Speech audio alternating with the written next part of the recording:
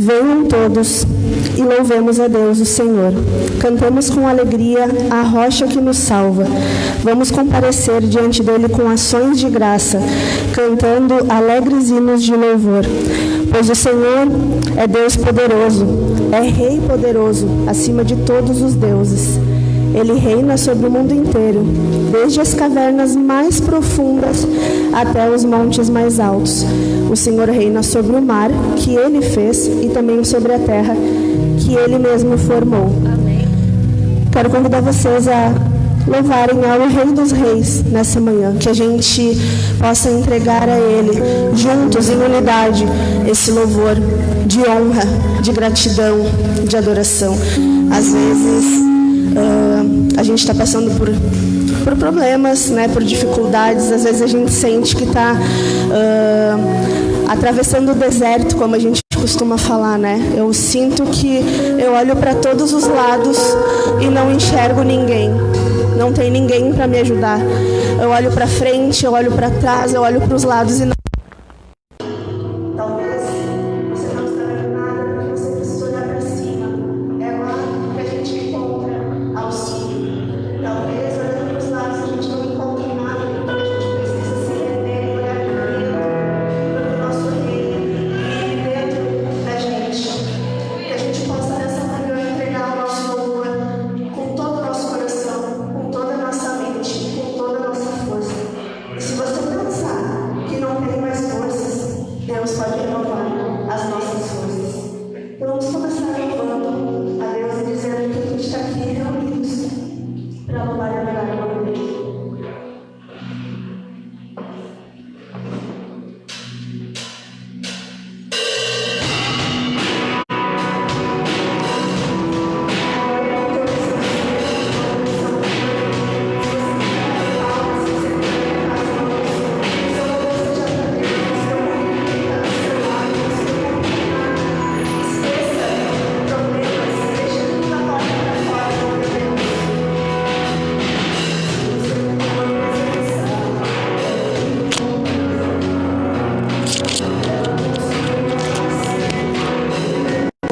A ti, pois um dia a tua morte trouxe vida a todos nós e nos deu completo acesso ao coração do Pai.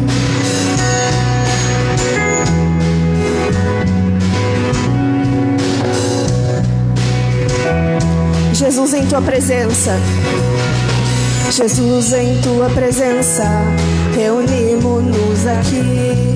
Contemplamos tua face e rendemos-nos a ti, pois um dia a tua morte trouxe vida a todos nós e nos deu completo acesso ao coração do Pai. O véu que separava já não separa mais, a luz que outrora apagada agora brilha e cada dia brilha mais. Só pra te adorar e fazer teu nome grande e te dar o louvor que é devido. Estamos nós aqui só pra te adorar, só pra te adorar, fazer teu nome grande e te dar o louvor que é devido. Estamos nós aqui.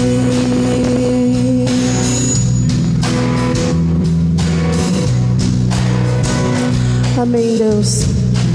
Obrigado, Senhor, porque nessa manhã nós podemos estar aqui louvando e engrandecendo o teu nome, Deus, te adorando e rendendo, Senhor, louvores a ti, rendendo louvores à tua majestade, Deus, rendendo louvores ao teu poder, rendendo, Senhor, adoração, consagrando, Pai, a nossa vida a ti, que é o Rei dos Reis, que é o Senhor dos Senhores, Deus. Ó, Pai, que a gente possa esquecer tudo lá fora, Que se a gente está se sentindo sem forças, Pai, a gente possa saber que em Ti nós encontramos uma renovação de forças, que em Ti nós encontramos, Senhor, um abrigo que a gente precisa, o sustento que a gente precisa, Pai. Que nessa manhã, Senhor, a gente entenda que a gente vive no Teu reino, que Tu reinas sobre nós e que, Pai, as Tuas leis são maravilhosas. Que se nós estamos, Pai, no Teu caminho, nós estamos indo na direção certa, Deus. Que pode não ter, Senhor, pode parecer que não tem ninguém ao nosso lado, mas Tu, Senhor, às vezes nos carrega no colo. Tu, Senhor, está sempre junto com a gente e não nos deixa sozinha. Oh, Deus.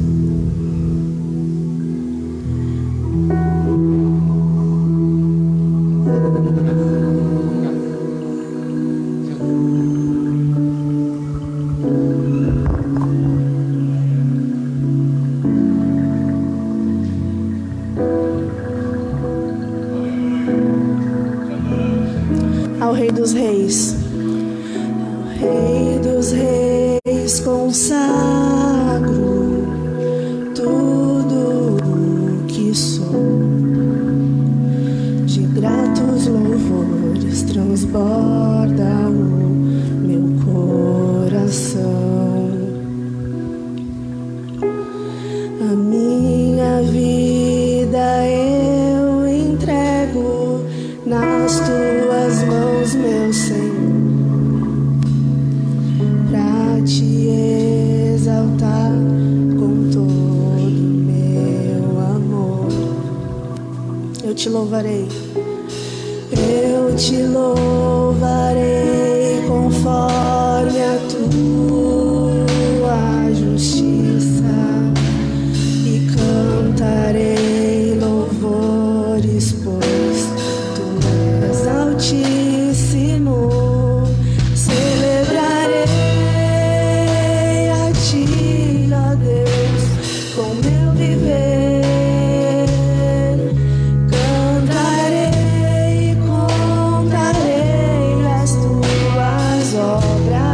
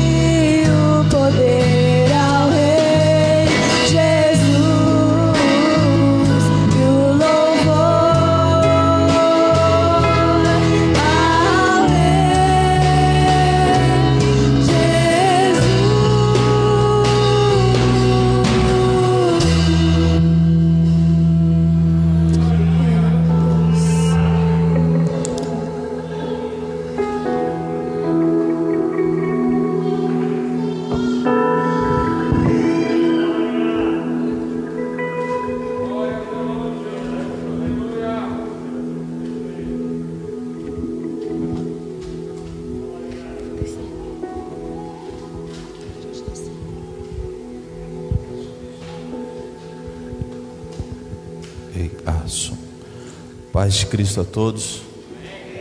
Bom dia. Tome seu lugar. Pode tomar o seu lugar.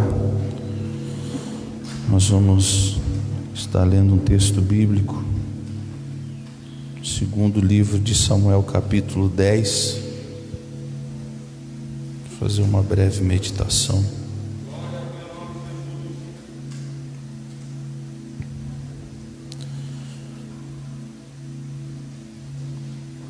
Bem-vindo, Tiagão, nosso amigo, está vindo com a gente aí. Já foi bem recebido, por sinal, aqui pelo povo de Deus. Segundo livro de Samuel, capítulo 10. Diz assim, ó: E aconteceu depois disso que morreu o rei, filho de Amon, e seu filho Hanum reinou em seu lugar. Então disse Davi: Usarei de beneficência com Hanum, filho de Naás, como seu pai usou de beneficência comigo. E enviou Davi a consolá-lo pelo ministério de seus servos, acerca de seu pai. E vieram os servos de Davi à terra dos filhos de Amon. E então disseram os príncipes dos filhos de Amon ao seu senhor: Porventura honra Davi a teu pai aos teus olhos, porque te enviou consoladores? Porventura não te enviou Davi os seus servos para reconhecerem esta cidade, e para espiá-la e para transtorná-la? E tomou Hanum os servos de Davi, e lhes raspou metade da barba, lhes cortou metade das vestes, até as nádegas, e os despiu. O que, fazendo saber a Davi, enviou mensageiros a encontrá-los, porque estavam estes homens sobremaneira envergonhados. E disse Davi: Deixai-os estar em Jericó, até que vos torne crescer a barba, e depois vinde. Até aqui.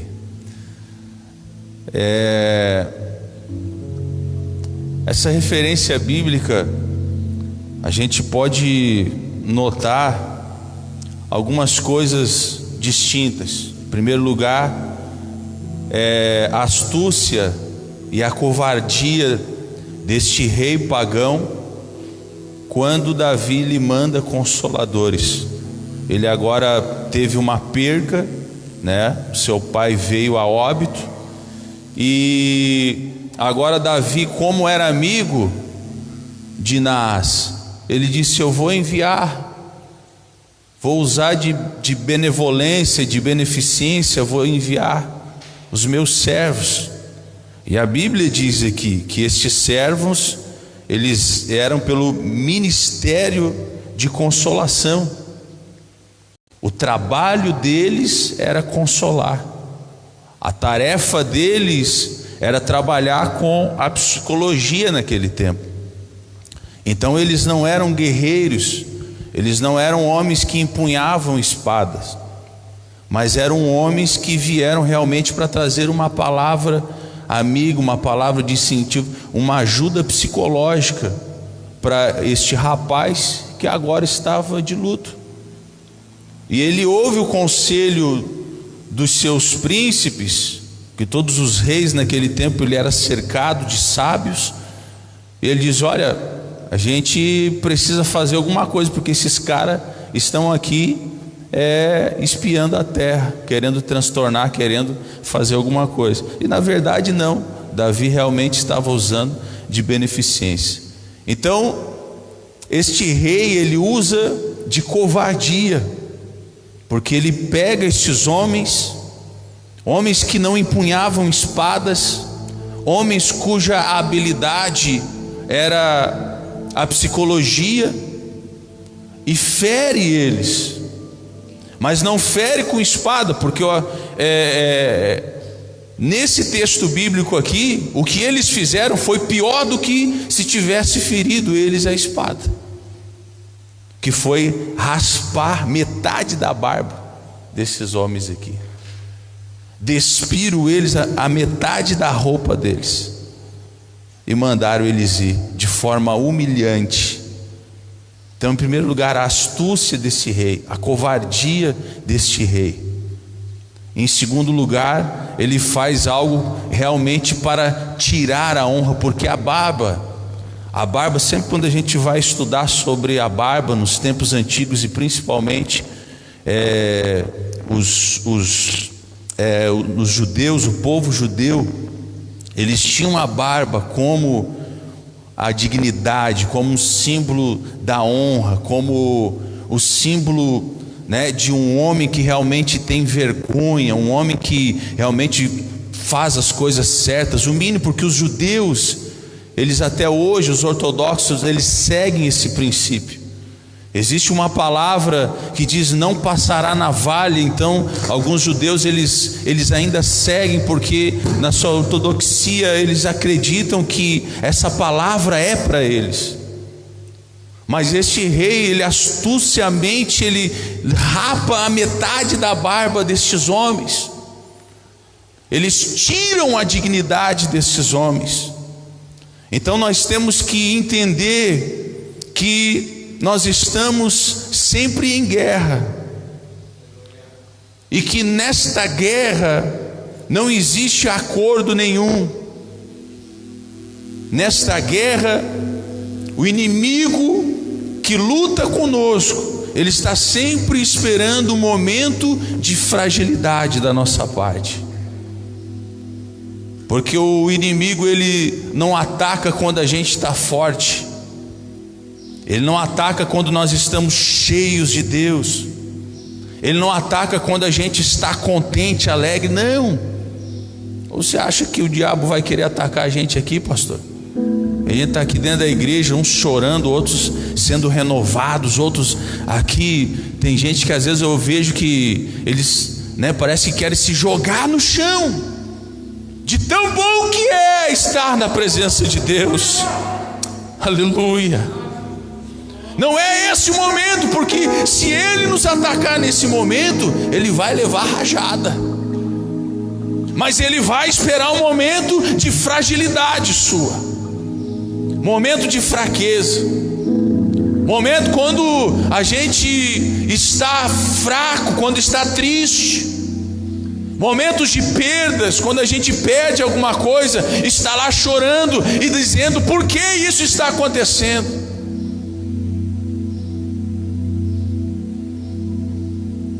E tudo que o nosso inimigo quer é tirar a nossa dignidade, é raspar a nossa barba, é tirar a nossa honra, deixar pela metade. Deus, ele sempre tem as suas bênçãos, os seus projetos para nós, eles são completos. Quando Paulo escreve para a igreja de Éfeso, no capítulo 2, a partir do versículo 14, ele diz assim: eu quero que vocês experimentem a grandeza, a profundidade, a altura, a largura do amor de Deus. Ou seja, eu quero que vocês experimentem plenamente o amor de Deus, completamente o amor de Deus, e não pela metade. Vocês ser cheios de Deus. E tudo que o diabo quer é que a gente não alcance essa plenitude, que a gente não seja cheio. Então essa é a nossa guerra. Nós estamos querendo estar cheios de Deus, viver cheios de Deus, andar cheio de Deus, a nossa casa cheio de Deus, a nossa família cheia de Deus, os nossos filhos cheios de Deus. Aleluia.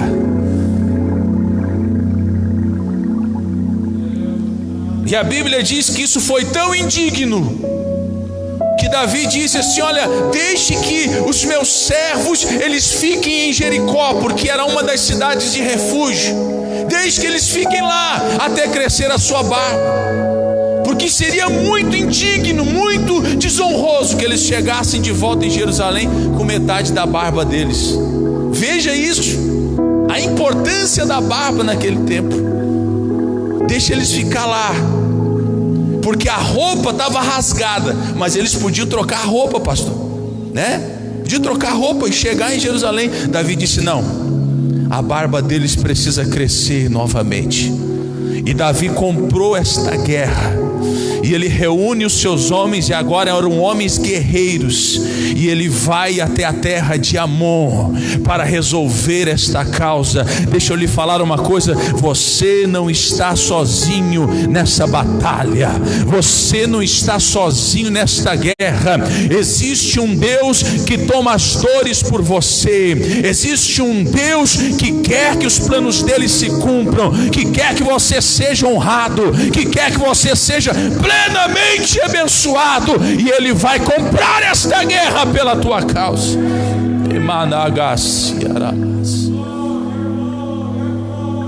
Deus não vai deixar você ser desonrado, não. Levante a sua mão para o alto nesse instante e acredite: existe um Deus poderoso que está comprando a tua guerra. E Davi vai lá com um exército, sim, agora de guerreiros, e toma a terra de Amon e mostra para eles que o Deus de Israel é um Deus de honra, é um Deus que não deixa os seus filhos envergonhados. Ele compra aquela guerra pelos seus servos que foram desonrados. Existe um texto, Isaías, que Deus fala assim: em lugar da vergonha eu lhe darei dupla honra. Creia nessa palavra para a tua vida. Pode ser que hoje você não esteja desfrutando completamente daquilo que Deus te prometeu. Deus te prometeu muitas coisas, Deus vai fazer muitas coisas, e isso ainda não aconteceu ou começou a acontecer.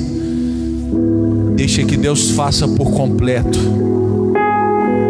Não permita que o inimigo venha raspar a metade da tua barba, que você fique desonrado, não. Porque o que Deus tem para nossas vidas é dupla honra. O que Deus tem para a tua vida é dupla honra. O que Deus tem para a tua casa é dupla honra. O que Deus tem no teu trabalho é dupla honra. O que Deus tem aonde você caminhar, se você estiver conectado com os céus, é dupla honra. Creia. Curva a sua cabeça por um minuto. Pai, em nome de Jesus, essa manhã que estamos aqui reunidos, Deus, e a tua presença é tudo que nós precisamos para nos dar direção, para nos dar a cobertura, a proteção que precisamos para continuar esta guerra, esta batalha. Ó Deus, e que nenhum dos teus filhos que aqui estão, ó Deus, eles sejam envergonhados, mas nós sabemos que o Senhor vai comprar esta briga, esta peleja, para que tudo que o Senhor tem preparado para a nossa vida, Deus, não venha abreviado, mas venha plenamente, venha completamente, venha de sobreforma, que o teu nome seja glorificado, exaltado, enaltecido para sempre nas nossas vidas, Pai. É a nossa oração nesta manhã, em nome de Jesus, que o Senhor venha proporcionar a honra para o teu povo, para os teus filhos, para a tua igreja, em nome de Jesus.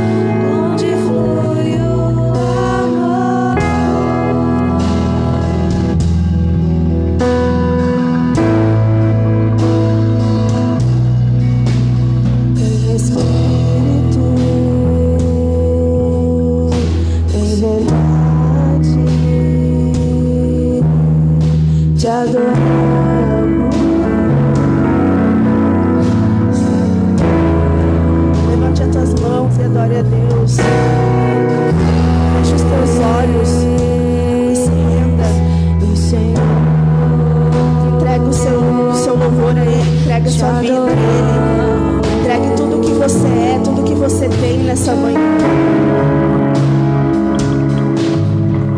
Rei dos reis e Senhor, te entregamos nosso viver. Rei dos reis e Senhor, te entregamos nosso viver pra te adorar, Rei dos reis. Foi que eu nasci, Jesus. Meu prazer é te louvar, meu prazer é estar nos atos do Senhor. Meu prazer é viver na casa de Deus, onde flui o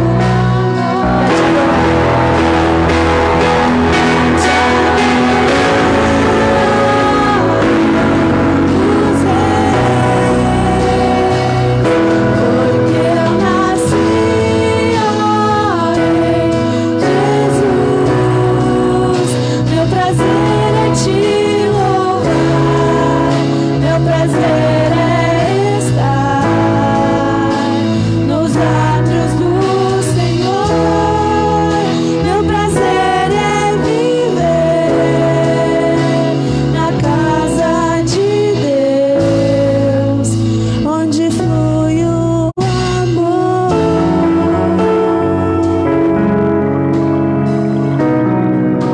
Ó Deus, é nosso prazer te louvar e te adorar, Pai. É nosso prazer estar diante de Ti, viver uma vida de gratidão, viver uma vida de retidão a Ti, Pai.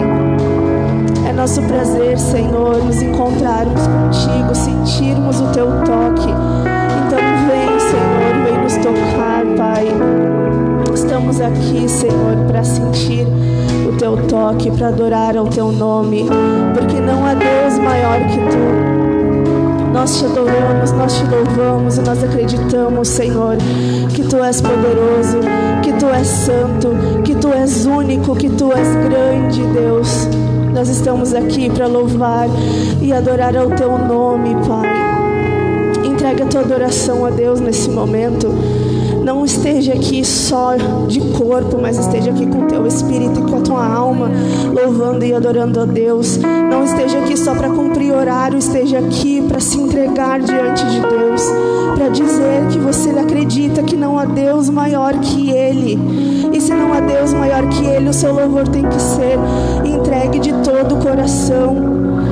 O seu louvor tem que ser entregue com todo o seu corpo, com tudo que você tem. Não importa o que os outros pensam, não importa o que está acontecendo, Ele está do teu lado. Aleluia. Não há Deus melhor. Ele é o Deus que conhece você como ninguém. Ele conhece todas as suas qualidades, mas Ele conhece todos os teus defeitos, inclusive aqueles que você esconde dos outros. Ele conhece cada um, mas Ele te ama mais que qualquer outra pessoa, independente dos seus defeitos. E se você está aqui para adorar Ele, adore de verdade. Mexa o seu corpo, solte a sua voz. É difícil para mim, que estou aqui com o microfone na mão. A gente se sente vulnerável. A gente pensa o que os outros estão pensando de mim. Se eu estou desafinando, se eu estou cantando certo, se eu estou falando besteira, se eu estou falando coisas certas, se eles estão entendendo ou não. A gente pensa, isso passa na nossa cabeça. Se eu me mexer, se eu pular, se eu bater palma, o que os meus irmãos vão pensar de mim? Mas Deus quer o teu melhor louvor nessa manhã. Aleluia. Ele não te esperou aqui, Ele não está aqui hoje para esperar você ficar sentado, entregando algo raso. Se entregue, mergulhe na presença dele que está disponível aí. Diga que não há Deus maior, não há Deus melhor, que não há Deus tão grande como o nosso Deus. E se você acredita nisso, se renda a Ele, se entregue a Ele. Feche os teus olhos, levante os teus braços, bata palmas, faça o que você quiser, mas adore a Ele com todo o seu ser.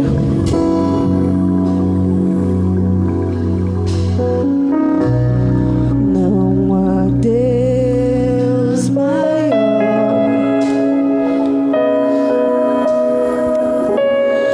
não há Deus melhor,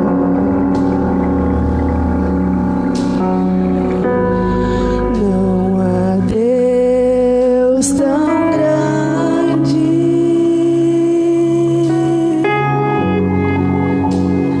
como nosso Deus. Não há Deus maior, não há Deus maior, não há Deus maior, não há Deus melhor, não há Deus tão grande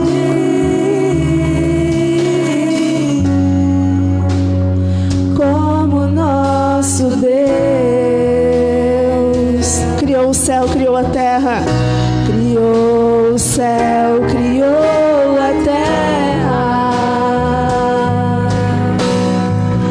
criou o sol e as estrelas, tudo Ele fez, tudo criou, tudo formou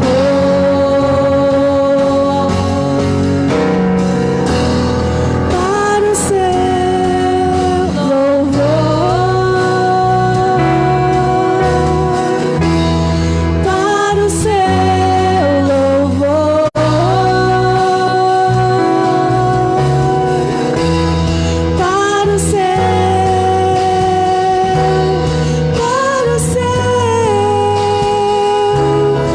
para o seu louvor.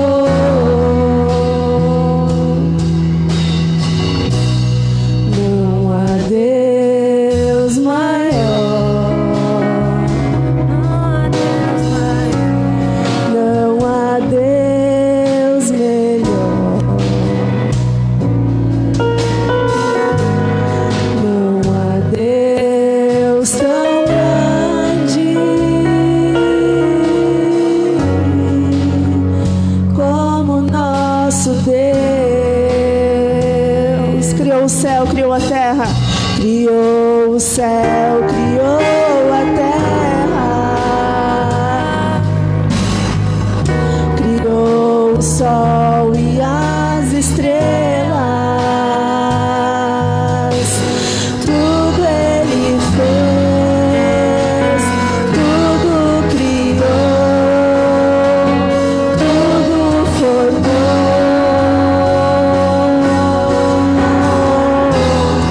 para o seu louvor,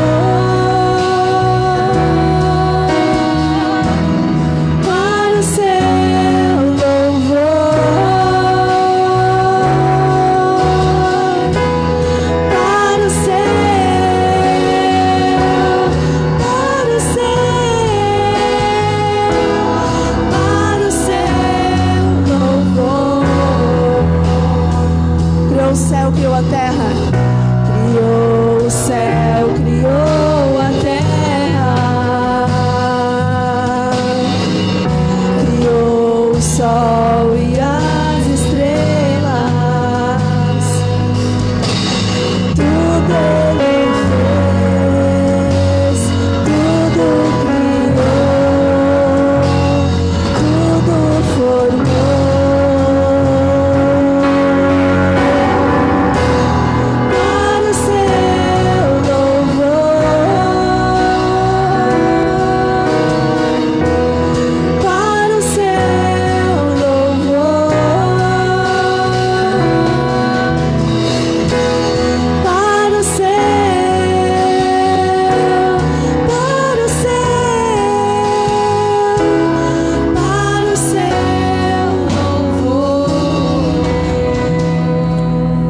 igreja, para o seu louvor. Para o seu louvor. Para o seu louvor.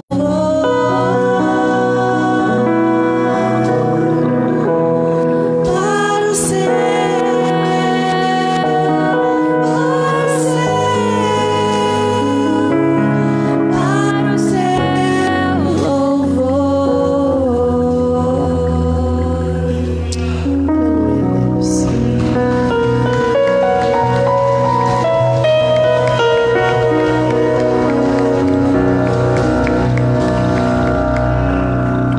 Pode sentar.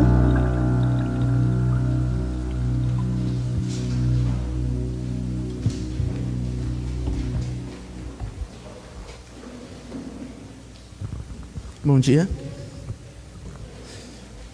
Eu queria agradecer a Deus pela oportunidade de estar aqui mais uma vez, porque é um privilégio e ao mesmo tempo uma baita responsabilidade.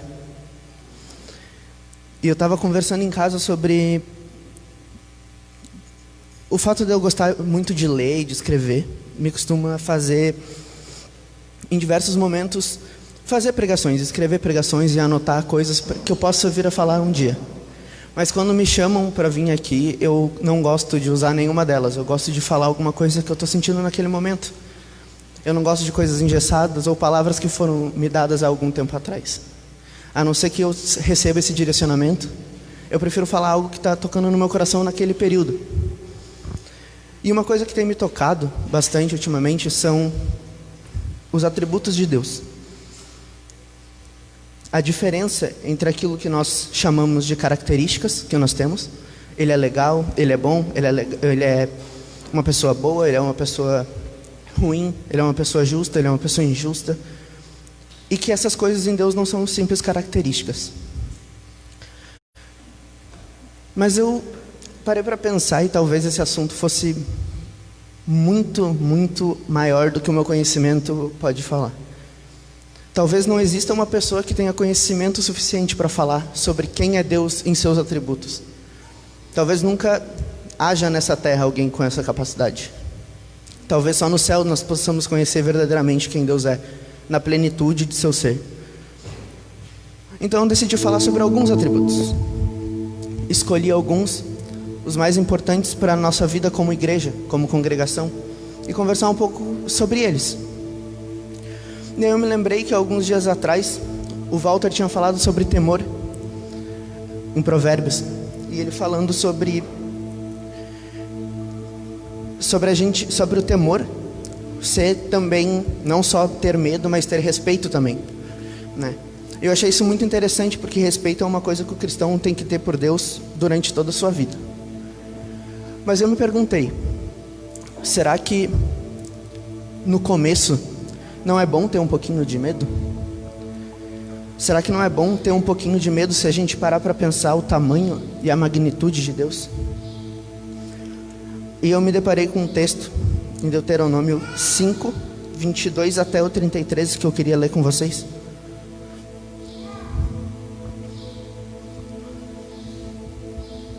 Aqui Moisés está falando com o povo e ele está citando coisas que aconteceram antes, eventos anteriores, e ele vai contar mais ou menos um resumo do que aconteceu. E ele fala: são essas palavras que o Senhor falou a toda a congregação de vocês, junto ao monte. Ele falou no meio do fogo, da nuvem e da escuridão, com voz forte, e nada acrescentou. Ele escreveu essas palavras em 2 tábuas de pedra, e as 2 deu para mim. Pode passar.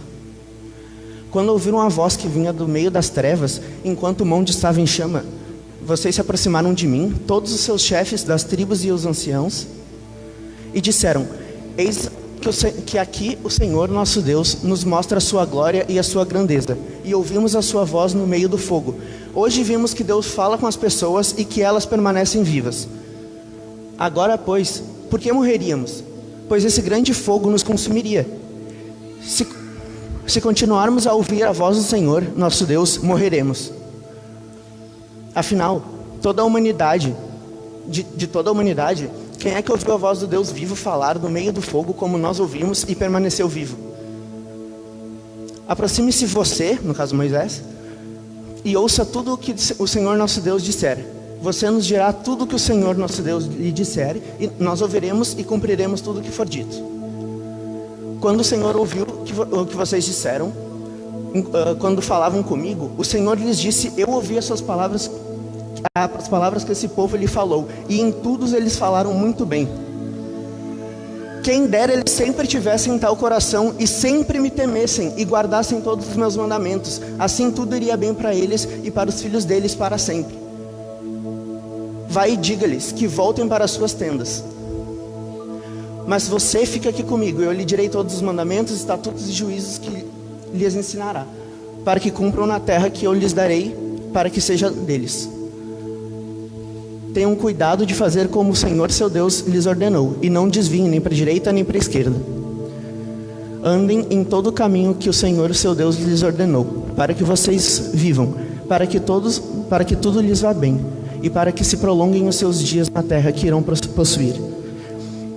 Eu gosto muito desse texto porque nesse momento, né, aqui, o povo não teve temor de respeito.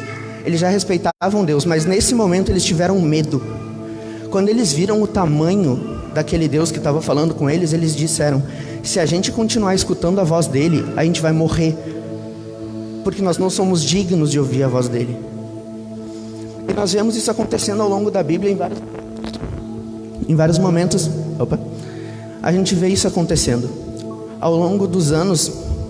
No Antigo Testamento a gente nos é apresentada a Arca da Aliança, onde a presença de Deus ficava. E as pessoas que pegavam, se não fossem purificadas antes de pegar, morriam, porque a presença ali dentro era tão forte, tão santa, que matava aqueles não santos que tocavam. E era esse o medo de algo tão santo que não suporta algo não santo e o mata. E era esse medo que o povo tinha, porque eles sabiam que o Senhor era santo. Mas em Provérbios 1:7 e também no 9:10 fala que o temor do Senhor é o princípio da sabedoria. E a gente vê isso nesse texto também, porque Deus elogia o povo quando o povo tem medo dele. Eles disseram: olha, agora eles estão começando a entender. Agora eles estão começando a entender. Porque um dos atributos de Deus é justiça e o outro é santidade. Foram dois que a gente conversou até agora. Porque ele é muito santo, totalmente santo, não há manchas nele. Ele não suporta manchas nele, ele não deixa as manchas se achegarem na sua presença. E a sua justiça é exercida quando ele afasta essas manchas dele. E a gente começa a ver que Deus elogiou o povo por ter medo dele, por ter medo de verdade. Mas a gente pensa que muitas vezes a gente tenta criar motivos para dizer que não precisa ter medo, e realmente não precisa. Em vários momentos na Bíblia Deus fala para não ter medo dele, mas em outros momentos, até mesmo Cristo, isso não é só uma coisa do Antigo Testamento, até mesmo Cristo fala. Em Mateus 10:28 ele diz: não temam os que matam o corpo, mas não podem matar a alma. Pelo contrário, temam aquele que pode fazer perecer no inferno tanto a alma quanto o corpo. Cristo, no Novo Testamento, disse: temam aquele que pode botar no inferno tanto a alma quanto o corpo. A Bíblia nos ensina a ter um temor que em sua grande maior parte é respeito, mas ele também diz: olha, se vocês não têm medo disso, algum motivo muito grande deve ter. Então por que vocês não têm medo? Ou vocês não conhecem o poder dele, ou vocês têm um Salvador muito grande, né? Bom, e daí é aí que a gente chega no terceiro atributo que eu quero falar de Deus. Porque a gente tem um Salvador muito grande que nos faz não precisar ter medo. E é sobre esse Salvador que a gente fala tantas vezes aqui. É desse Salvador que a gente vive nossas vidas e baseia nossas vidas como cristãos. Em João 4,18 ele fala que no amor não existe medo. Pelo contrário, o amor perfeito lança fora todo medo, porque o medo envolve o castigo, e quem teme não é aperfeiçoado no amor. E Deus nos aperfeiçoa no amor. É através da obra do Filho dele, puro amor, como a gente lê em João 3,16. Foi por amor que ele entregou o Filho dele. E se a gente é aperfeiçoado através da obra de Cristo, se a gente é aperfeiçoado através da obra de Cristo, a gente é aperfeiçoado pelo amor. E quem teme de medo não é aperfeiçoado pelo amor. Então, quando eu vejo Deus dizendo em Deuteronômio que eles estão começando a entender, quando eles começam a ter medo, eles estão começando a entender, é porque o primeiro passo é tu entender o que é que Deus pode fazer contigo. O segundo passo é entender que Ele te ama, mesmo sabendo quem tu é. E que através desse amor, Ele vai lançar fora todo o medo. Porque não há castigo para aqueles que estão em Cristo, certo? A gente vai falar bastante sobre isso, eu acho, hoje. Em 2 Timóteo 11 a 13, capítulo 2, de 11 a 13, ele fala: fiel é esta palavra, se já morremos com Ele, também viveremos com Ele. Se perseverarmos, também com Ele reinaremos. Se o negarmos, Ele por sua vez nos negará. Se somos infiéis, Ele permanece infiel, pois de maneira alguma pode negar a si mesmo. Deus não pode negar a si mesmo, porque Ele é imutável. Ele não muda, então Ele não vai negar algo que Ele falou ontem, porque Ele é o mesmo hoje do que era ontem. Tempo não define Deus. Tempo é uma dimensão humana que não define Deus. A gente precisa muito ter isso em mente. Não existe ontem para Deus. Ele não era outro ontem do que Ele é hoje. Ele era, é e sempre há de ser o mesmo, porque o tempo foi algo criado nele e não algo criado sobre Ele. Não existe nada sobre Deus, nada interfere a existência de Deus. Ele é um ser eterno e autossuficiente. São dois atributos muito interessantes que eu aprendi sobre Ele também. Se Ele é autossuficiente, nada pode mudar Ele. Tudo que foi gerado nele, ou seja, as coisas sofrem interferência dele o tempo inteiro, mas nada pode interferir nele, porque Ele é imutável e autossuficiente. Ele não depende de nada para ter que mudar, para conseguir se manter com aquilo. Ele não precisa de nada. Outro atributo de Deus interessante é a perfeição. E se algo é perfeito, por que Ele mudaria? A mudança não é um atributo de Deus, porque não faz sentido em nenhum dos restos dos seus atributos. Uma pessoa justa não precisa mudar a sua maneira de fazer justiça. Uma pessoa santa não precisa mudar para melhorar. Uma pessoa eterna não precisa mudar para tentar sobreviver. Ele não precisa de mudança, porque Ele é perfeito e autoexistente. Só que negar a si mesmo, algo que Ele não pode fazer, porque simplesmente não tem como. Não tem como. Em Lucas 9:23, Cristo diz que se alguém quiser ser meu seguidor, negue-se a si mesmo, tome sua cruz diariamente e siga-me. Então negar a si mesmo é algo humano. E bom, nós sabemos que Deus não é humano, né? Nós sabemos que Ele não é humano para mentir. Deus não é humano para ser infiel. E Deus não é humano para que precise negar a si mesmo. Mas nós precisamos, porque a nossa natureza vai contra Ele. Quando a gente fala de características como justiça, amor e bondade em alguém, a gente não está falando sobre concepções nossas.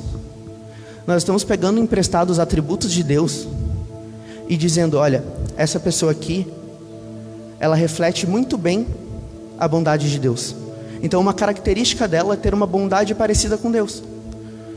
Agora, uma pessoa ruim, o que a gente está dizendo é: essa pessoa reflete mal a bondade de Deus. As nossas características são a maneira com que nós refletimos o nosso Criador na nossa existência. Por isso que nós negamos a nós mesmos, porque quanto mais a gente nega a nós, mais a gente mostra a Ele. E essa é a nossa intenção como cristãos: mostrar quem Ele é, deixar nós sumirmos, diminuirmos e que Ele cresça nas nossas vidas. Cresça em verdade, cresça em justiça nas nossas vidas. Assim as nossas características cada vez mais vão ser os próprios atributos de Deus. E é isso que a gente busca através da santificação, através da justificação, através da obra do Espírito nas nossas vidas.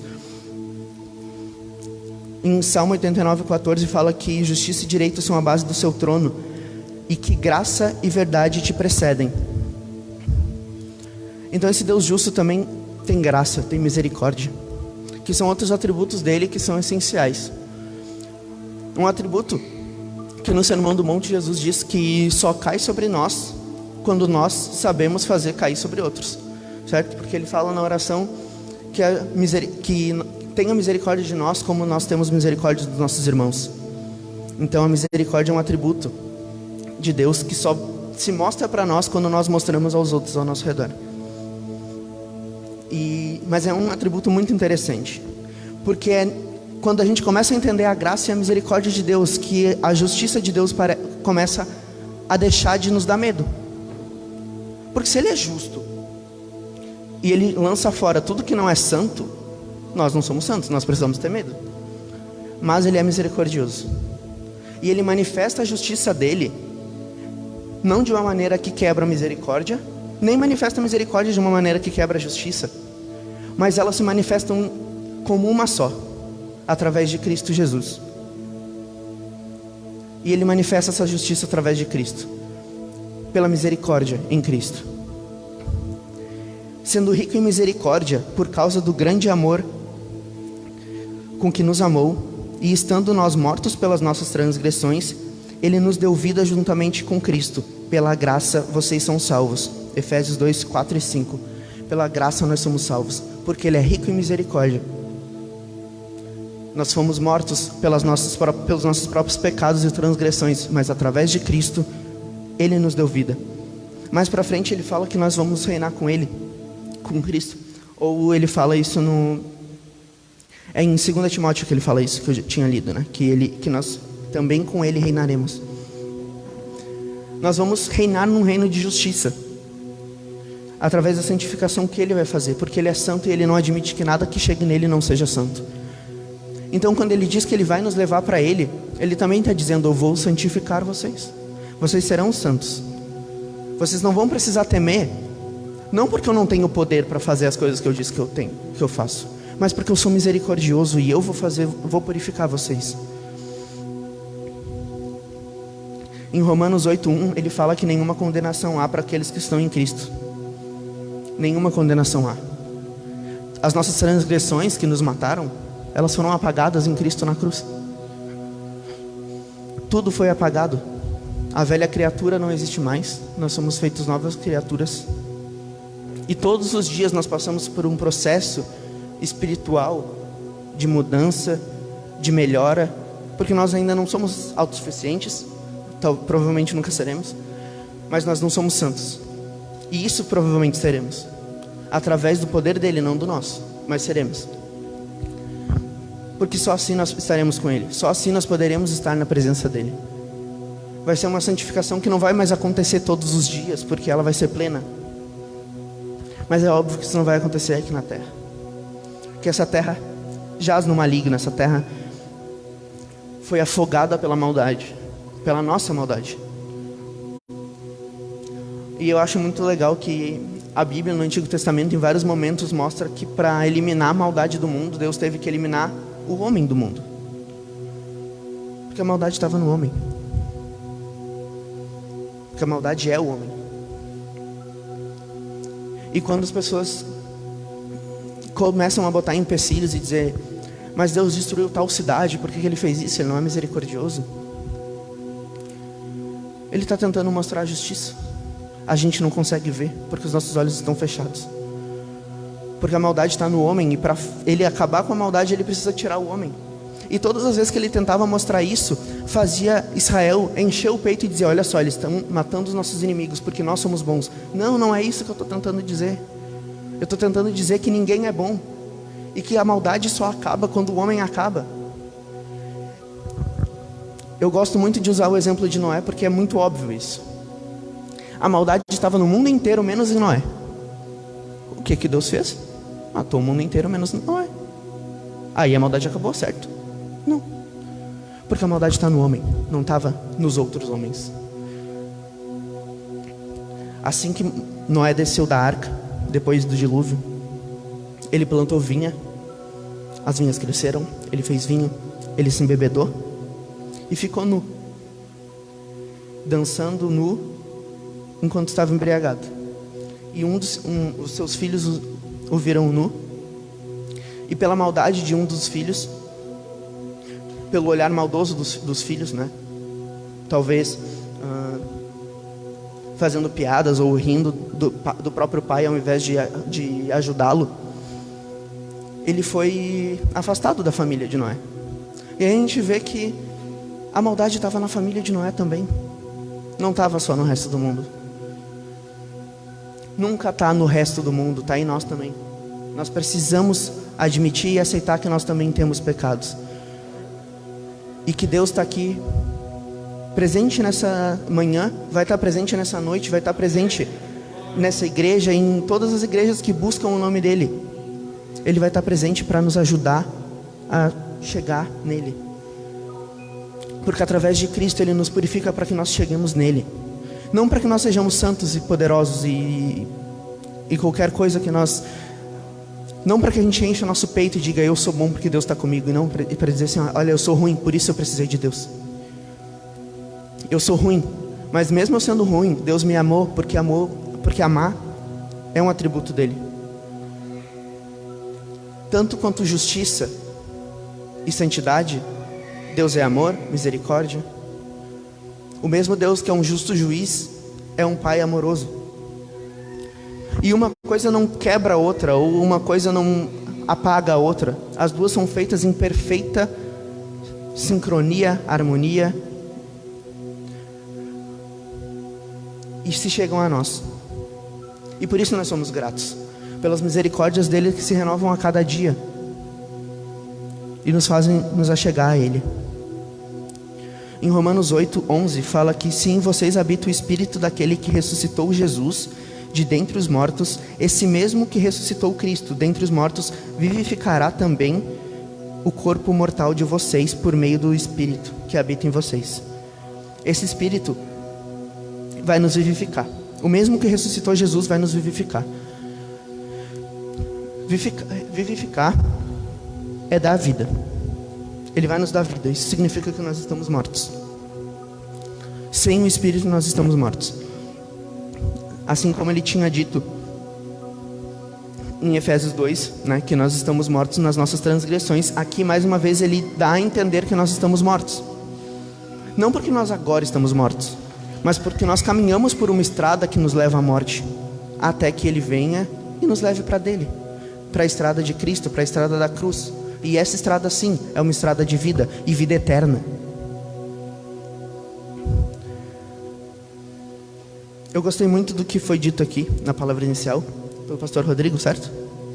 Porque ele falou que nós não estamos sozinhos, né? Esse Deus poderoso e temível também é nosso amoroso Pai, e ele é fiel para cumprir as promessas que nos fez sobre a vida eterna mediante a fé. Ele fará com que tenhamos vida e vida em abundância pela força do eterno e imutável Espírito dele. Pela força dele e por ser imutável, todas as promessas que ele nos fez, no que para nós é no passado, mas para ele não, estão ainda de pé. Todas as promessas feitas na Bíblia há 2.000, 4.000, 5.000 anos atrás. Não importa quanto tempo passa, porque tempo não é nada para ele. Tempo não significa nada para ele. O que significa algo para ele é a graça que ele derramou sobre nós. E se nós estamos vivendo por essa graça, ou se nós insistimos em lutar com as nossas próprias forças.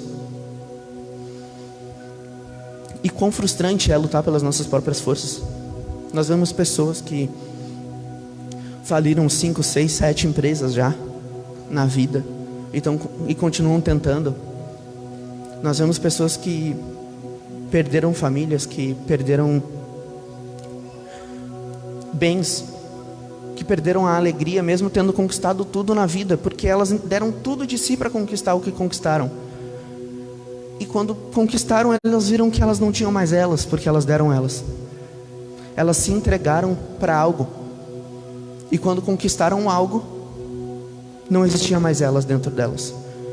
Só existia dinheiro, roupas, casas, empregos, empresas.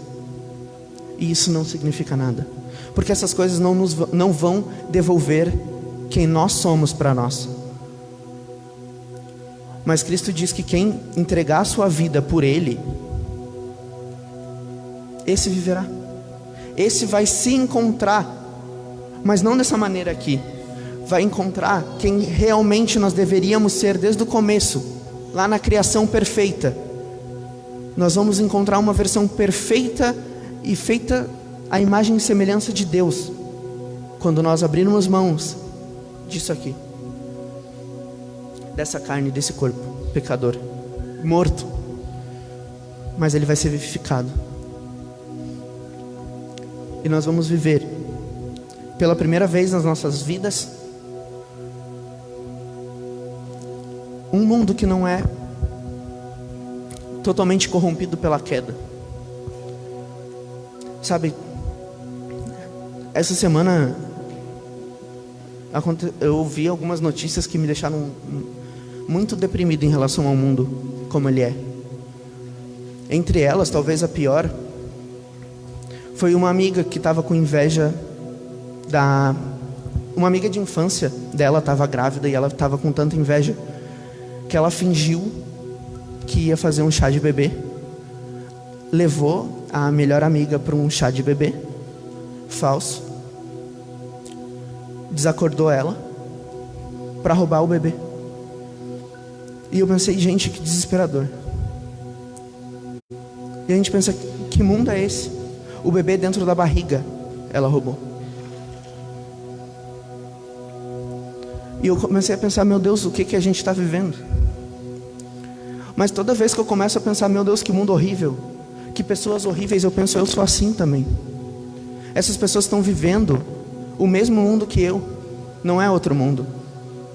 Talvez a gente não veja isso aqui no nosso dia a dia, no nosso cotidiano, mas isso está acontecendo todos os dias, coisas horríveis, porque esse mundo sofre e perece todos os dias pelo pecado que foi feito pelos homens, não por Adão e por Eva, pelos homens, por mim e por vocês também. Nós temos culpa nisso. E enquanto a gente não nos entregar totalmente para Cristo, medo é realmente o que eles querem dizer com temor. Enquanto a gente não se entregar totalmente pela graça e fazer com que a graça nos cubra, justiça de Deus vai significar a nossa morte.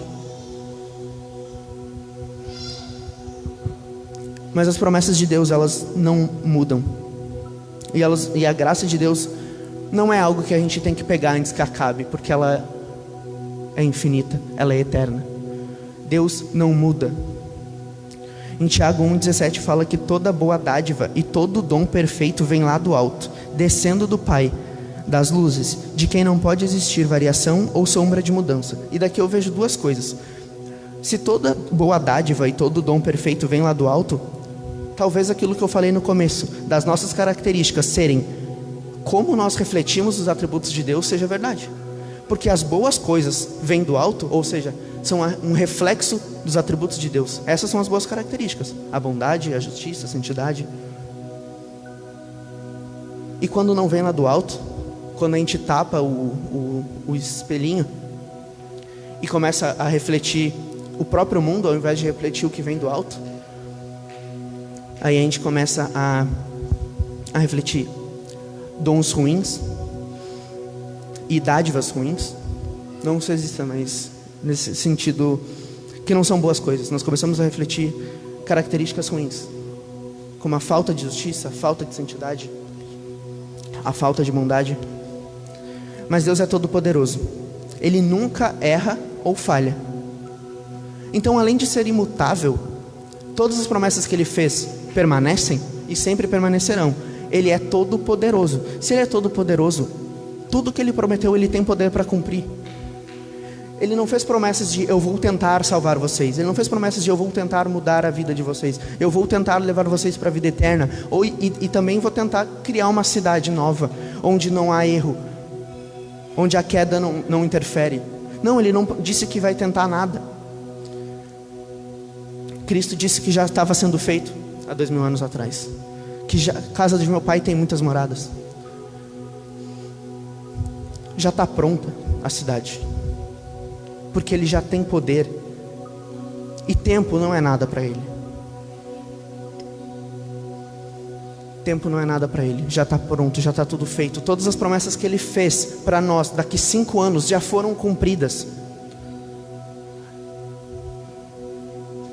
Quando Deus fala algo, quando Deus diz que algo vai acontecer, algo acontece. E não acontece daqui 2 anos, acontece quando Ele fala que acontece, mesmo que nós ainda não vejamos, mesmo que ainda nós não tenhamos visto. Quando Deus prometeu que enviaria o Cordeiro Santo, o Messias,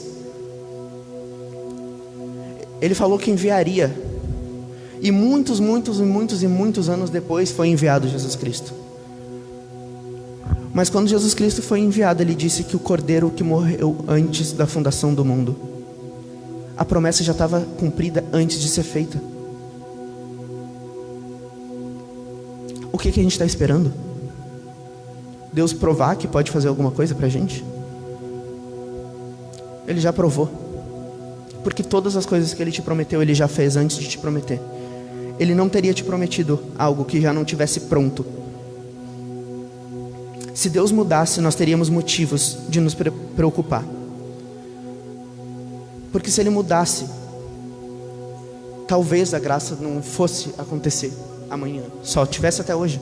Sabe, promoção da Americanas, graça disponível hoje até a meia-noite. Não é assim que Deus funciona. Ele não muda, Ele não faz oferta, Ele não faz promoção relâmpago. Ele é eterno.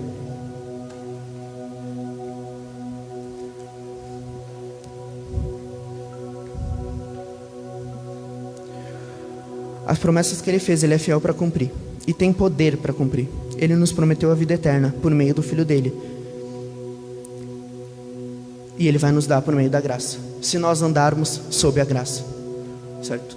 A gente não vai, como eu falei, quando a gente começa a cobrir o nosso espelhinho e parar de revelar Cristo para as pessoas, quando a gente foge debaixo da graça, ela não vai nos alcançar. Não porque ela é incapaz de nos alcançar, mas porque a promessa tinha condições. E as condições devem ser cumpridas. As condições estão na palavra de Deus. Quando a gente fala de atributos de Deus e características humanas, a gente tem muito esse negócio de características. Uns têm mais certas coisas e outros têm mais outras, certo? Por exemplo, a gente poderia dizer que o meu pai é uma pessoa muito mais amorosa do que eu, ou que meu pai é uma pessoa mais inteligente do que eu, mais sábia do que eu, porque ele tem mais experiência, e ao longo do tempo ele foi evoluindo e aprendendo a amar melhor, aprendendo mais sobre a vida, sobre conhecimentos de Deus. Então ele é uma pessoa mais sábia, mais conhecedora, mais amorosa, porque ele aprendeu. E de fato em 1 Coríntios 13:13 fala que agora pois permanecem a fé, a esperança e o amor, porém o maior deles é o amor. E ele aqui em Coríntios fala que não só algumas pessoas entre si têm diferenças nas características, como as características humanas têm diferenças entre si. E as 3 únicas que permanecem, que vêm de Deus para nós, são a fé, a esperança e o amor. A fé de que Deus existe, mesmo sem vê-lo, a esperança de que Ele vai voltar, e o amor que vem dele. E aqui fala que o maior é o amor, provavelmente porque o amor é a única coisa que vai acontecer quando nós estivermos no céu. Porque a fé é acreditar em algo que a gente não vê, mas a gente vai ver Deus. Então fé não existe no céu. Esperança não vai acontecer porque já aconteceu. A gente não vai ter esperança de que Deus virá de novo, novamente, através de Cristo. Não, a gente não vai esperar nada, porque já vai ter acontecido. Mas o amor permanece. Porque o amor, ele é um atributo de Deus. Ele não é algo humano. E em Deus, os atributos não têm maior ou menor. Deus não é mais misericordioso do que justo. Deus não é mais justo do que santo. Deus não é mais santo do que eterno, nem mais eterno do que misericordioso. Todas essas coisas são quem Ele é. Todas essas coisas, a essência dessas coisas e o que essas coisas são tiradas de quem Deus é, e não o contrário. Essas palavras não definem Deus, mas Deus define essas palavras. Ele empresta um pouquinho de quem Ele é para dar significado para essas palavras. Misericórdia é uma palavra que nem existia na época que Jesus existia. Ela não quer dizer nada sem ter um significado por trás, e esse significado por trás é quem Deus é.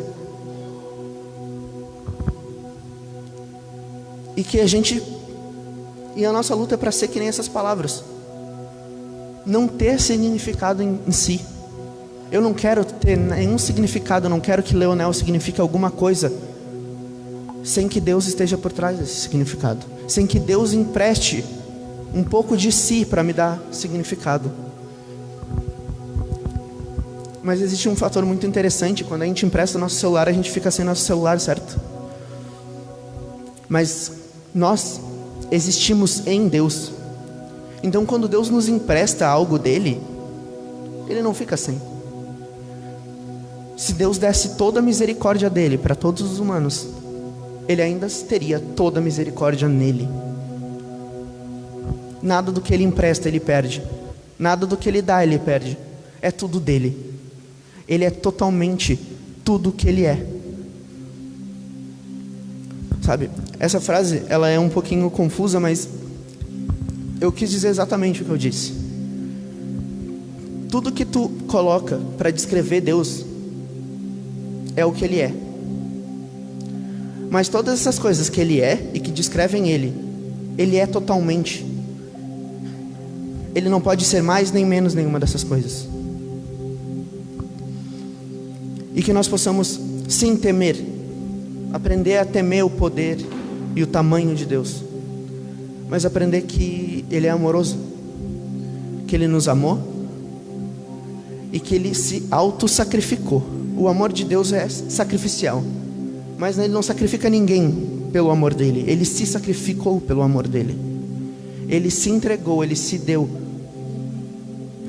por amor. Eu quero encerrar falando de um paralelo que a Cássia gosta bastante de fazer e que eu fiz ontem conversando com o Felipe. João 3,16 diz que Deus amou o mundo de tal maneira que Ele entregou o seu Filho para morrer por nós. E nós cristãos acreditamos que Cristo e Deus, o Filho e o Pai, são a mesma pessoa. São pessoas diferentes da mesma divindade. Eles são o mesmo, assim como o Espírito. São três em um. Então Ele se entregou em forma de Filho como sacrifício. Em 1 João 3,16 fala que assim conhecemos o amor. Cristo deu a sua vida por nós, portanto, que nós demos as nossas vidas pelos nossos irmãos. Tu quer refletir o amor de Deus, que é o maior atributo? Como diz em 1 Coríntios 13,13, o amor de Deus é sacrificial. Tu está disposto a se sacrificar pelo teu irmão? A perder coisas, a perder conforto, perder emprego, dinheiro, provisão pelo teu irmão?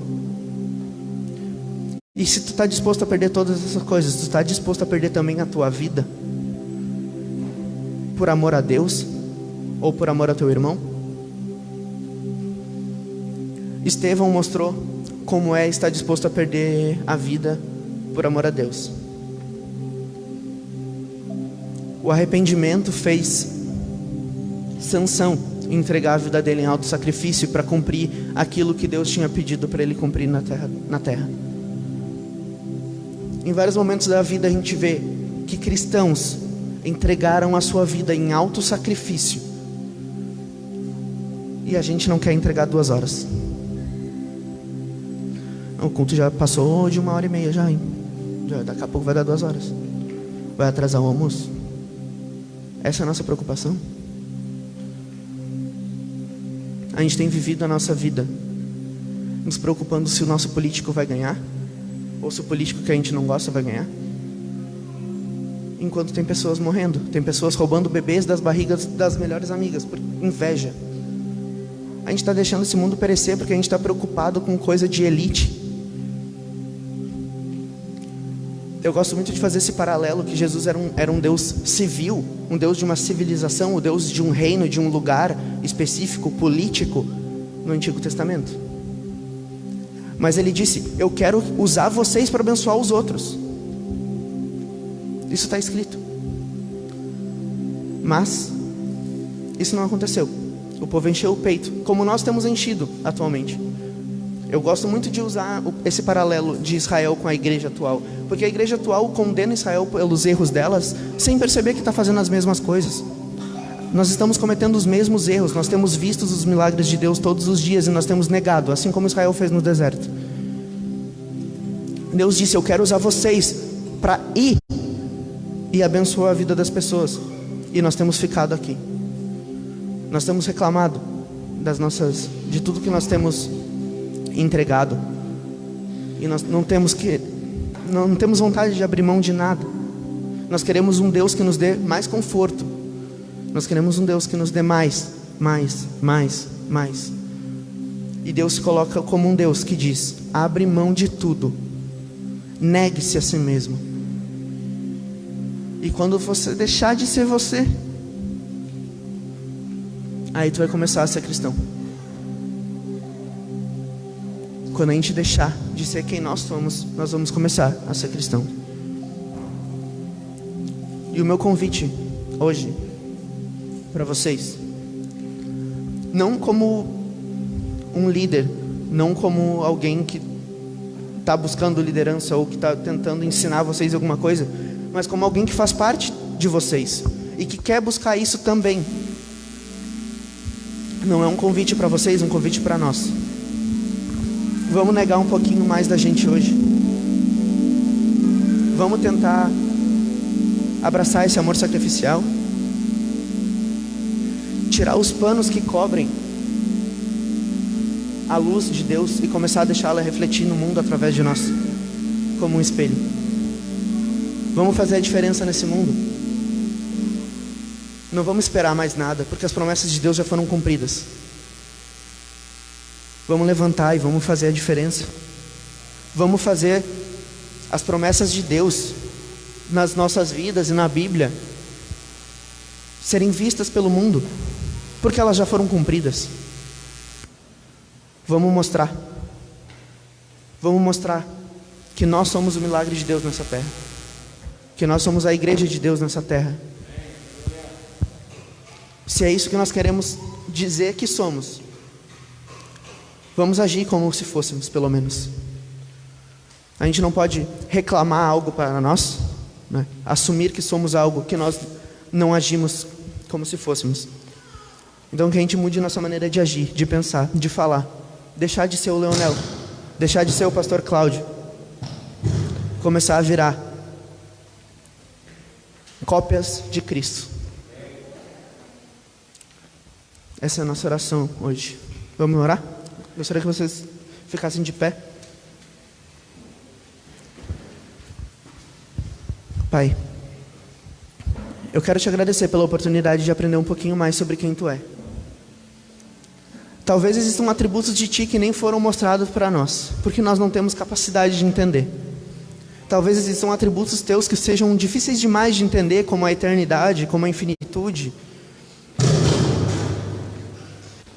Talvez seja difícil de entender para nós como a misericórdia e a justiça se manifestam no mesmo ser, e em perfeito estado, ambas. Mas nós não queremos entender essa noite, nós queremos crer.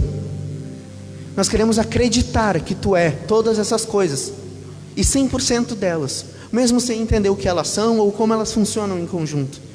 Nós queremos crer em Ti, em quem Tu é. E não só crer, mas tentar absorver esses atributos que nós nem entendemos e mostrar esses atributos para essa terra ao nosso redor, para esse mundo no qual Tu nos incumbiu o dever de Te mostrar para ele. Nós queremos Te mostrar, nós queremos revelar quem Tu é, nós queremos mostrar as promessas que Tu nos fez para esse mundo. nos dá força, nos capacita através do Teu Espírito Santo, para que nós possamos fazer a diferença nesse mundo. Não pela nossa força, não para a nossa glória, não pela Peniel, mas pelo reino de Deus. Essa é a nossa oração hoje. Nos faz mais parecidos contigo e menos parecidos com nós. Tu é todo-poderoso, imutável, eterno e perfeito. E nós queremos crer nisso, mesmo sem entender. Essa é a nossa oração hoje. Nos faz mais parecidos contigo. Nos ensina o que é ser cristão, imitadores de Cristo, sacerdócio real, para a tua honra e para a tua glória. Aleluia. Amém. Rei dos reis, consagro tudo o que sou, de gratos louvores transborda o meu coração. A minha vida eu entrego nas tuas mãos, meu Senhor, pra te exaltar com todo o meu amor. Eu te louvarei conforme a tua justiça e cantarei louvores, pois tu és altíssimo. Celebrarei a ti, ó Deus, com meu viver. Cantarei e contarei as tuas obras,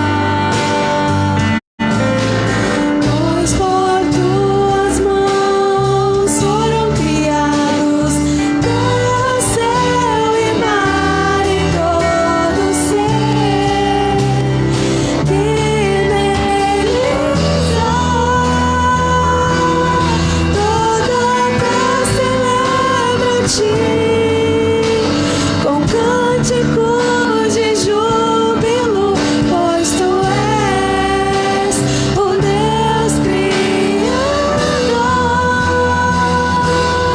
Toda a terra celebra a ti com cânticos de júbilo, pois tu és o Deus Criador. Pois tu és o Deus Criador. Pois tu és o Deus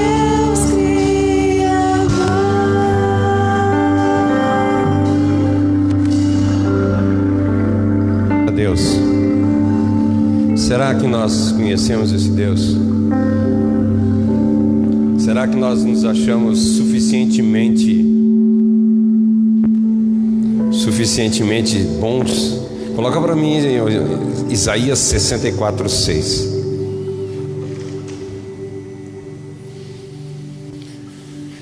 Glória a Deus. Todos nós somos como o imundo. Todas as nossas justiças são como trapo de imundícia. Todos nós murchamos como a folha, e as nossas iniquidades nos arrastam como o vento. Às vezes nós nos achamos dignos, botamos justos. Foi o que o pastor falou hoje de manhã, Davi dentro da justiça.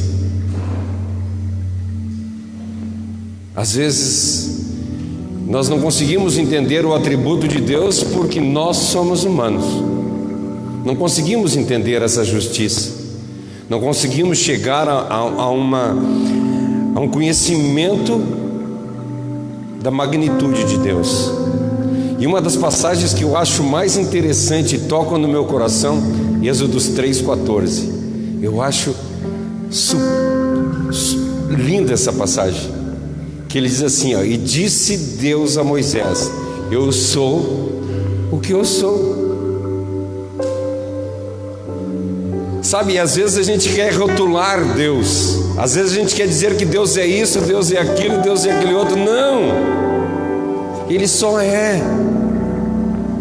Não é o que eu quero, Ele não faz o que eu quero quando eu quero. Não, é Ele. Eu sou. Se alguém te perguntar quem é teu Deus, cara, o meu Deus, Ele é. É só isso, mais nada. Não existe coisas que tu possa dizer que Deus é, porque Ele simplesmente é. E nós somos como trapo de imundície.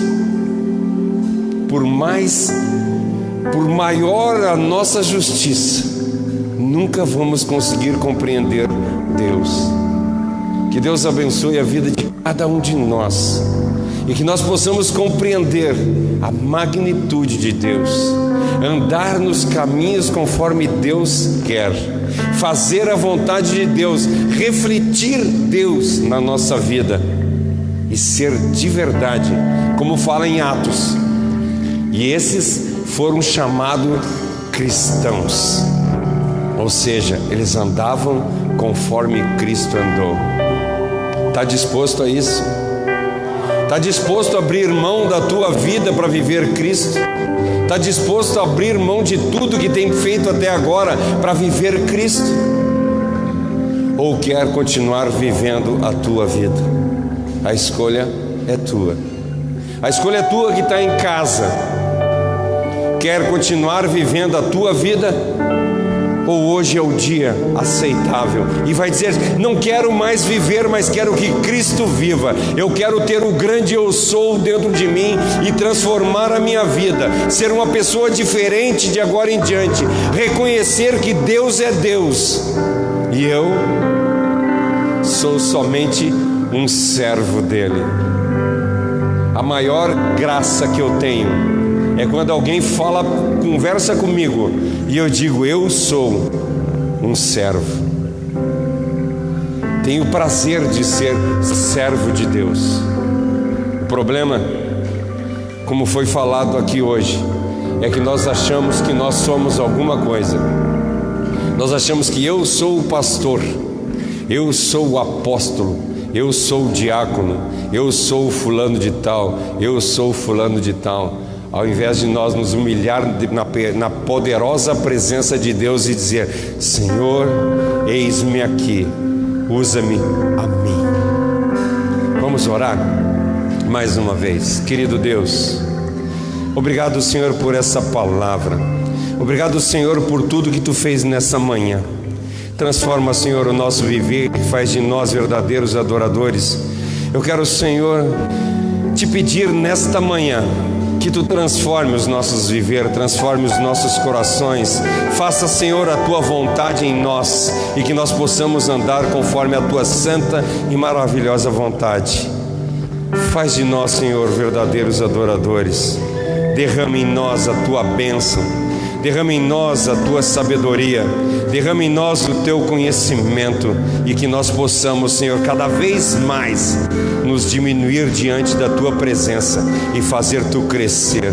Que nós possamos, Senhor, ser reflexo de Ti aqui na terra.